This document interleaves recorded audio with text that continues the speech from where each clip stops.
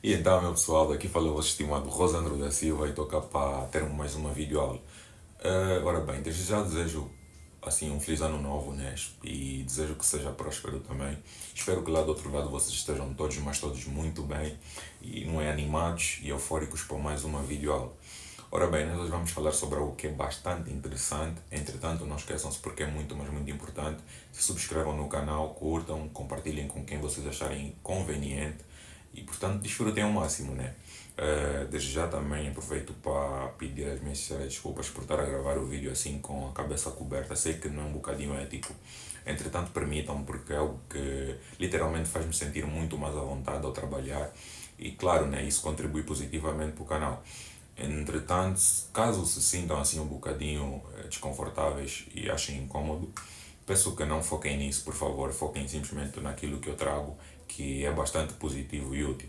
Então, bora para a aula, né? Hoje nós vamos falar de algo assim bastante interessante, conforme eu disse há bem pouco tempo. E assim, especificamente falando, nós hoje vamos abordar sobre, assim, até assim, não é abordar, né? Nós vamos fazer a análise de um circuito que é bastante, mas bastante útil para a galera aí que faz eletrônica e telecomunicações e assim está na fase inicial do curso, né? Que nada mais é do que a configuração do transistor, né? Como emissor comum, desculpa, e portanto a polarização fixa. Polarização fixa. Então eu vou desenhar, vou esboçar aqui o esquema, né, elétrico de como é que é mais ou menos isso. Então temos o nosso transistor, né, conforme já sabem. O terminal do emissor é aterrado. Colocamos o nosso resistor aqui na base e o outro aqui no terminal do coletor, não é? Fechamos aqui. Aqui temos a nossa fonte de tensão. Normalmente em literaturas vocês vão encontrar essa parte adicional, né? O capacitor vai encontrar algo assim. Aqui a mesma coisa. Então, para dizer que aqui é a entrada de sinal e aqui é a saída. Para a galera que eventualmente ainda não tem domínio, né, da análise alternada do transistor. Esse é o point. Então, essa é a entrada e essa é a saída de sinal. Mas, para nós isso não é de grande interesse, porque nós vamos partir para essas abordagens, né? Nós vamos nos focar pela análise CC, que no caso é de corrente contínua, ou tensão contínua. Então, numa fase inicial nós precisamos prestar atenção para o circuito, né?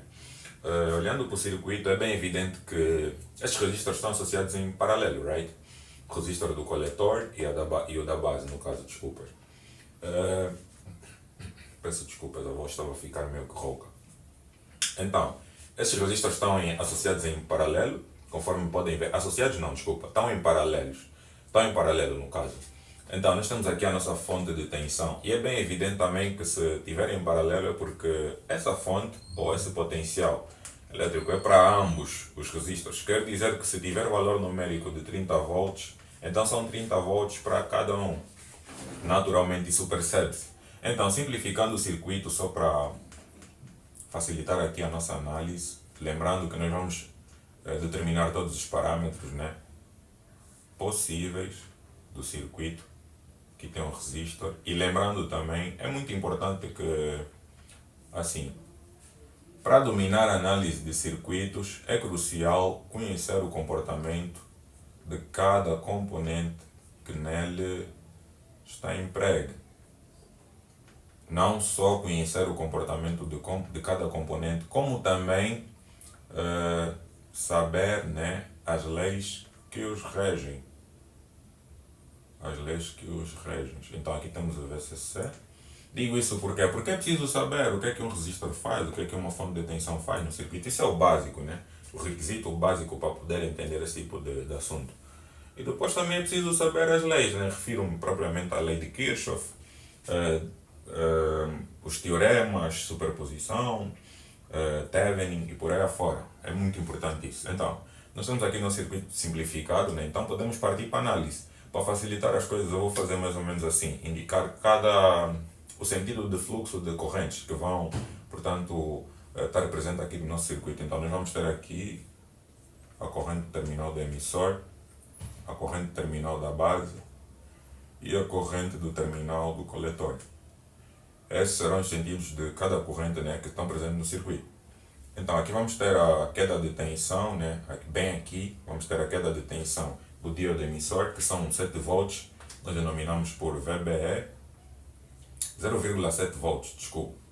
0,7 volts por quê? Porque é sabido, né, por todos que, acredito eu.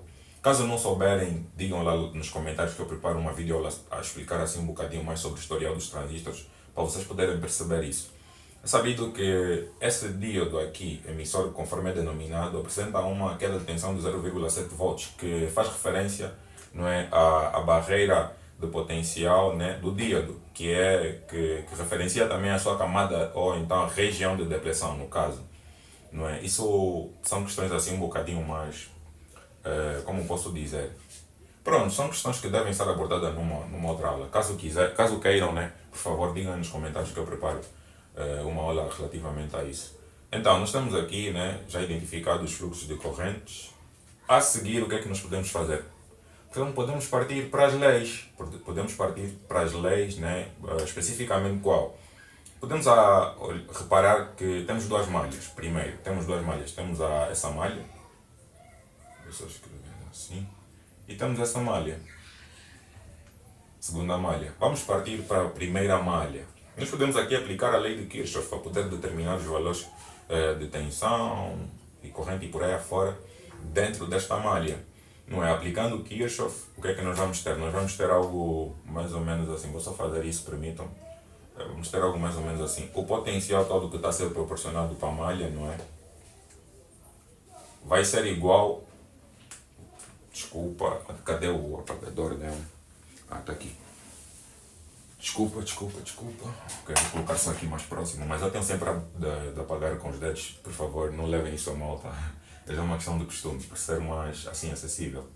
Pronto, vamos ter isso, mais ou menos isso aqui. O potencial todo a ser proporcionado para a malha, né, vai ser igual ao somatório das quedas de tensões, ou então dos potenciais consumidos cá na malha. Então o potencial todo que está a ser proporcionado vai ser igual, não é, aos potenciais consumidos dentro da malha, o somatório dos potenciais que estão a ser consumidos na malha. Primeiro aqui nós temos uma queda de tensão bem evidente, temos aqui esse resistor, né? E essa queda de tensão nada mais é do que o produto, não é, da corrente da base com o resistor da base. Vou só escrever mais ou menos aqui assim para poderem ver depois para não esquecerem. Vou simplesmente denominar VRB no caso, que é o produto da corrente da base com a resistência da base, não é? Então vou escrever aqui assim para facilitar. Mas qual é o outro potencial, né, que está a ser aqui consumido? É justamente esse. A tensão, né, VBE. Então, para a primeira malha não temos nada mais além disso. Só para vos provar o quanto é fácil, não é? Não temos nada mais além disso. Então, a partir daqui, esse valor é uma constante normalmente em circuitos, né? A tensão que é proporcionada normalmente também é dada, nem sempre é dada, mas evidentemente é fácil, né, desdobrar ali, porque normalmente em equações aqui que a gente monta ou que acha em circuitos, é um outro valor que falta, mas que com análise conseguimos pegar o valor, né, e concluir a análise toda. Então é uma questão assim meio que acessível. Então nós vamos ter nada mais do que isso. Então vamos mandar só esse cara para aqui, para outro membro, né? E o resistor da base vem aqui a dividir. Então a nossa corrente da base tem um valor tal que, né, para esse circuito e com essa configuração, não é? Tem um valor tal que, né, a diferença da tensão proporcionada com a queda de tensão VBE pelo valor, né, de resistência da base. Então é mais ou menos isso. Vamos só fazer aqui uma recapitulação. É bem evidente que aqui entram duas correntes, né, a corrente da base e a do coletor. E com base nisso nós podemos relembrar algo, que a corrente do emissor é o somatório da base com a do coletor. Isso é muito importante, ajuda muito aí na análise. E não só temos um outro macete. Vou só escrever aqui para a amplificação beta, né, que é dado pela razão da corrente do coletor Deixa-me só fazer isso. Com a da base. Com base nisso, vamos só fazer aqui algo. Com isso, né, a gente pode ter o seguinte, que a corrente do coletor nada mais é do que o produto da base. É uma versão amplificada, né? A corrente da base. Em manuais vocês vão encontrar isso assim. É mais ou menos isso aqui. Então, transbordando para aqui, o que é que a gente vai ter? Corrente da base, né? Mais vezes beta. Então, depois, aqui a gente pode faturar mais beta. Então, a corrente do emissor é o produto da corrente da base, não é multiplicando, ou o produto da corrente da base com o fator de 1 mais beta. É mais ou menos isso aqui. Então, com base nisso, né? E também, deixa-me só recordar aqui algo, a corrente do emissor tem um valor aproximado com a corrente do coletor, porque normalmente a corrente da base, né, é assim, tende a estar na ordem de microamperes. Então, somando, tipo, mais ou menos assim, essa corrente do coletor normalmente é dada na ordem de miliamperes, por aí afora. E a corrente da base é microamperes. Então, somando microamperes, um valor muito minucioso com uma grandeza em ordem de miliamperes, quase que não difere nada em termos de valor numérico. Por essa razão é que em algumas vezes você vai encontrar uma aproximação, não é, da corrente do emissor com a do coletor. E isso é natural que acontece. Então, permitam-me só apagar essa parte. Para não fazer muita confusão, já está um bocadinho assim desorganizado. Mas vamos continuar. Ok, temos para a primeira malha, acho que já está tudo feito. Se repararem bem, já determinamos, né, todos os parâmetros que, assim, hipoteticamente teríamos que ter achado. Agora, podemos partir para a segunda malha. Para a segunda malha, vamos só fazer algo mais ou menos assim.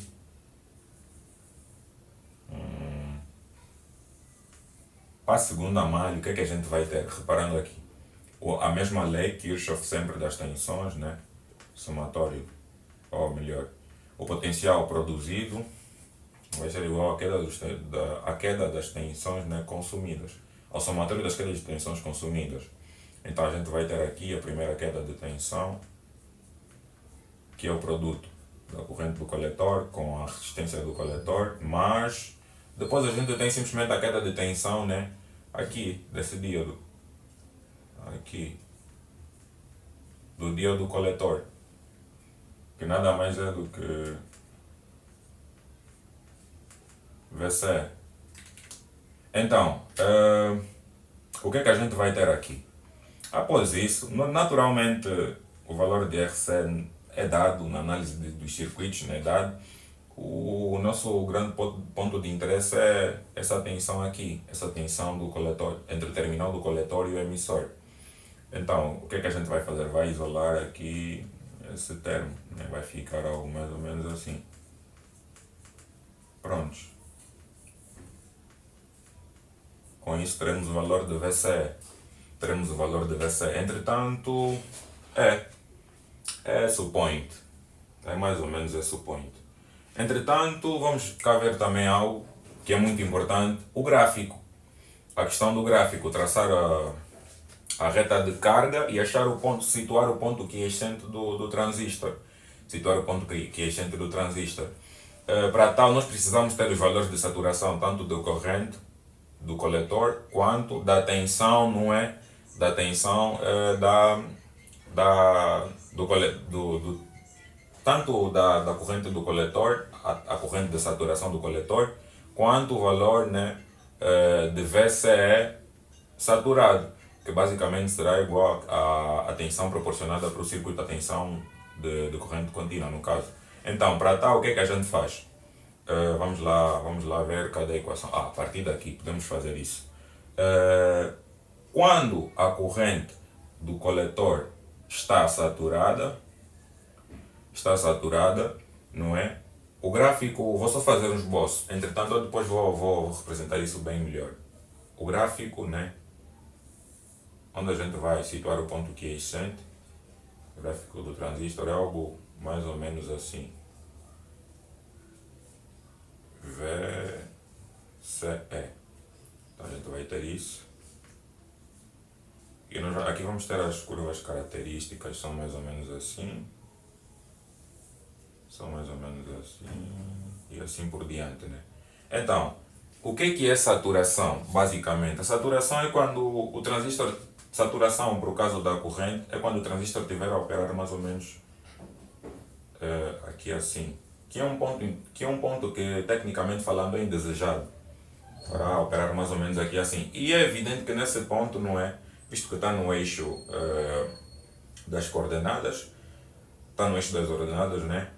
É óbvio que aqui o valor vai ser nulo para a abscissa, visto que o ponto é esse, a abscissa vai ser nula. Então, é bem evidente que a tensão, não é? Entre o coletor e o emissor também será nula. Então, o que é que a gente faz? Basicamente, o que é que a gente faz? A partir dessa equação, vou só escrever aqui, permitam-me. Estamos a situar o ponto quiescente, não esqueçam-se. Mas, a princípio, é crucial traçar a reta de carga, porque sem reta de carga a gente não consegue literalmente situar o ponto quiescente. A equação é essa. Visto que a gente já observou isso aqui no gráfico, né? O esboço do gráfico, no caso, no esboço do gráfico, então a gente anula VCE. Ficamos simplesmente com VCE saturado. E o que é esse saturado? Essa corrente do coletor saturado é o valor máximo, o máximo mesmo que a corrente do coletor pode admitir, ou pode adotar, no caso, no circuito em questão, com a polarização, né, dada e por aí afora. A gente vai ver isso já já, é só não desprenderem do vídeo, tá? Então a gente vai isolar a corrente, então a gente vai ter algo mais ou menos assim.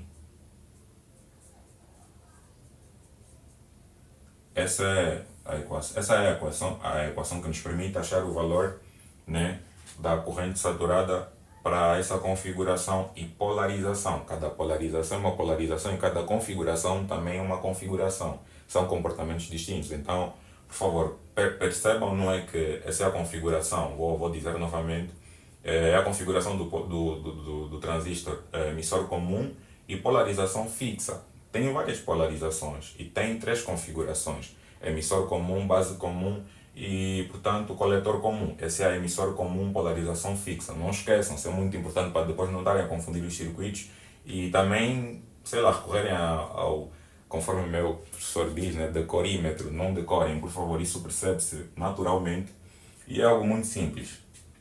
Então, aqui temos a nossa corrente do coletor saturada e, conforme eu disse outra hora, não é? Conforme eu estava a explicar outra hora, analogamente faz-se para o valor de VCE saturado. VCE saturado seria basicamente quando o transistor estiver a operar nessa faixa aqui. Nessa faixa. Está a operar nessa faixa, vamos supor um valor ou aqui, ou aqui, ou aqui, ou aqui. Obviamente, de modo análogo, né? De modo análogo, os valores para as ordenadas não é, será nulo, entretanto para as abscissas terá um valor. Então, é só anular a corrente do coletor, isso é um macete para poder perceber bem, isso é didático, atenção. Então, a gente vai ter que anular aqui a corrente do coletor, né, na equação. Então a equação é essa aqui, continua a ser a mesma, porque a malha é a mesma, né? Então a gente vai ter mais ou menos isso aqui,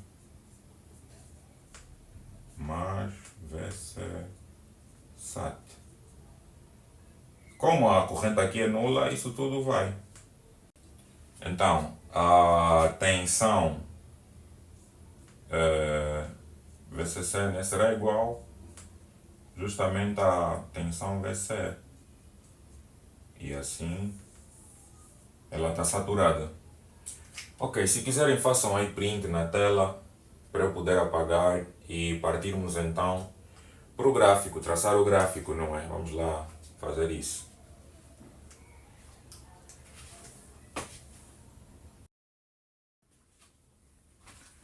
Então, vamos aqui passar a ideia, né, conforme eu estava a dizer, de como é que basicamente se constrói o gráfico, dado o fato, né, de que já determinados valores de VC saturado, né, e IC saturado. IC fala propriamente da corrente do coletor e VC é a tensão do coletor emissor. Então, o que é que tu vais fazer? Tu vens para o gráfico, obviamente, né, depois de teres traçado o eixo da ordenada e o eixo da abscissa, tu vens para o gráfico, né, vais colocar a tua escala, né, vamos lá ver, vamos fazer algo mais ou menos assim. Então, ok, 5 volts, 10 volts, 15 volts, 20 volts, 25, 30 volts, 35, 40 volts, ok, de boa. Aqui vamos fazer o mesmo. Obviamente isso tem que estar bem traçado, né, de forma rigorosa, dependendo também da necessidade. Se for aí prova, se for uma aula normal. Se for uma aula normal, acredito que não é assim tão preciso. Então vamos ter isso. 1, 2, 3, 4, 5, 6, 7, 8, 9 miliamperes. Ok, depois de teres determinado, né, o valor de VC SAT, IC SAT, lembrando, porque é que nós achamos esses valores? Para poder, então, situar, não é, o ponto quiescente do transistor, o ponto de operação, e então termos os valores de corrente quiescente e tensão quiescente, não é? Que são os valores com o qual o transistor estará a lidar, estando ele a funcionar da forma que polarizamos. Então vamos supor, né, que aqui o valor seja de 25 volts. E aqui, né, 4 miliamperes. Estamos a supor. Depois vamos ver isso em exercício. Vamos fazer ainda nessa videoaula, ok? Não se preocupem. Então, vamos supor também que tenhamos um valor de IB, né, de mais ou menos 30 microamperes. Só para poderem ter noção de como é que a gente faz. Então, vamos colocar aqui o valor, né, no eixo da abscissa, ok? Vamos colocar assim um pontinho, mais ou menos assim. E 4, né, que é a nossa corrente do coletor saturada. E depois vamos seguir a curva, né, a nossa curva do transistor, a curva característica. Então, que é definida basicamente pela corrente da base. Então vamos ter aqui, mais ou menos assim, vamos supor que aqui temos um valor de 20 microamperes, aqui 30 microamperes. O que é que a gente vai fazer? Ou como é que a gente vai achar o ponto quiescente? O nosso ponto quiescente nada mais será do que a interseção entre a curva do díodo, ou do transistor, peço desculpas, do transistor, com a reta de carga. Vamos fazer mais ou menos isso assim, né? Ao traçar, se notarem, essa é a nossa curva. Então, esse será o nosso ponto quiescente, o tal famoso ponto quiescente. Depois é só fazer o quê? Pegar a projeção para o eixo da abscissa, fazer isso. O mesmo para o eixo das ordenadas. Então, esse será o nosso valor de VCE quiescente, com o qual o transistor estará a lidar. E aqui teremos o valor de IC quiescente, de igual modo, com o qual o transistor estará submetido. Então, após isso, concernente com base na nossa escala, né, que nós pusemos, o que é que a gente vai fazer aqui? É mais ou menos a metade, é quase a metade. A metade é mais ou menos aqui assim. Prontos. Que daria, né, 7,5. Quer dizer que aí devem ser basicamente 7,4 volts. Esse seria basicamente o nosso valor de VC quiescente. Agora, para isso aqui, essa é a mesma metade, então seriam 2,5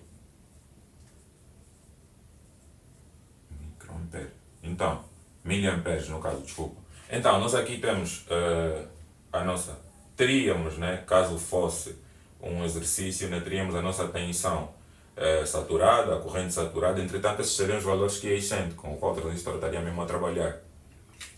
Então, façam print na tela caso queiram, é só um esboço de ideia. Depois vamos fazer um exemplo, vamos fazer um exercício para clarear a ideia toda. E foi.